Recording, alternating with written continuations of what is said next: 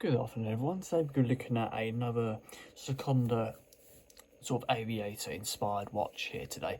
So let's get on to the unboxing, shall we? So initially look at the sort of outer cover. It's a very sort of sustainable outer sort of cardboard finish really. Very sort of slim in design. Yeah, not really a lot to say about it really. Inside, the actual watch is housed in sort of like a fabric pouch with a nice sort of button down lip on top of it, sort of black and yellow overall theme.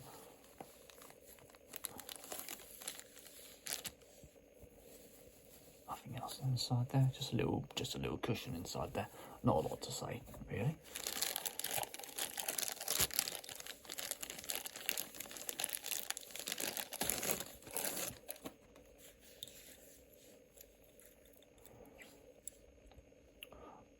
So here we go guys, this is the Sekonda Airborne 40mm. In terms of the case thickness, it's around about 14-15mm case thickness on the side there. A £33 retail price with probably a weight around about 100 grams. It's not really heavy and uses a Japanese quartz movement. So coming down to the face here, we've got this sort of it's like a matte sort of greyish brown colour with like a beige finish on the actual increments, hands and the second hand there. And a little bit of sort of red detailing just to dot the finish off. Got a nice little date dial as well at the 3 PM. The whole watch is housed inside an alloy aluminium case according to the specs. It's got a little bit of sort of a marble effect on the side here. It's a little bit sort of dotty as you can see here. Quite a nice unique touch you don't often see on watches nowadays. It goes quite nicely with the sort of flat bezel on top that's got a polished finish as you can see here. Nice polished finish mixed with the brush finish. It does mix quite nicely.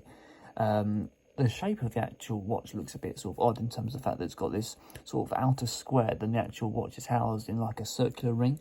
It's quite a nice finish really, especially with the mesh bracelet. The watch comes with 50mm bolt resistance. You might have spotted that on the face there.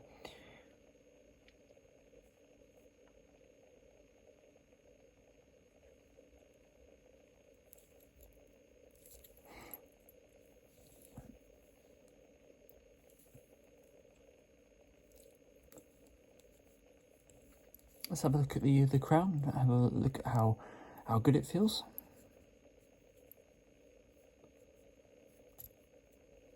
Assuming I can get the little buckle off.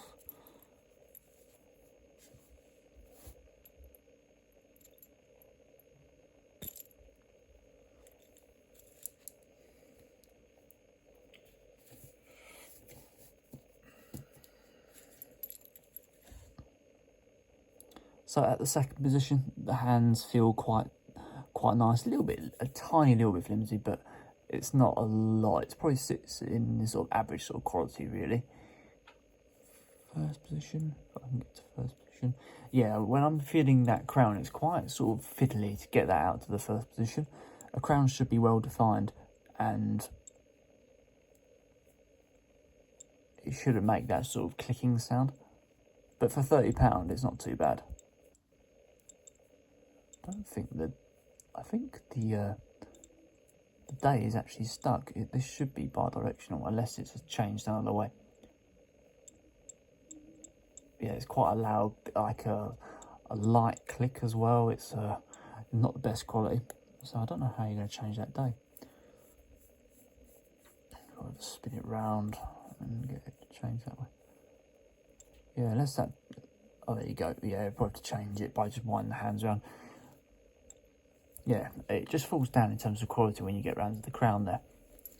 Coming down to the strap, it's an interchangeable mesh style strap with a sliding clasp system, 20mm in width, so it just slots into that little separate leg system there.